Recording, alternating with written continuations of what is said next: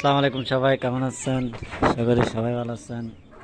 আপনারা এখানে এগুলো দেখে বুঝে গেছেন আমার এখানে প্রায় ওয়ারিংয়ের কাজ চলতেছে। ভাই আলহামদুলিল্লাহ, ওয়ারিংয়ের কাজ প্রায় শেষের দিকে। এগুলো আমার আব্বু করছে, আমি আর আমার আব্বু করছিলাম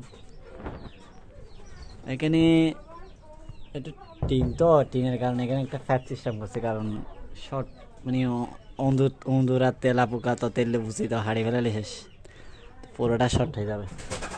এখন এখানে যেখানে যেখানে নেট আছে এখানে মানে আমরা ফ্যাপ ইউজ করছি। আর মুরগিগুলা মোটামুটি সুস্থ আছে, কারণ একটু ঠান্ডা পড়তেছে। শীতকালে বাচ্চা টিকানো অনেক কঠিন।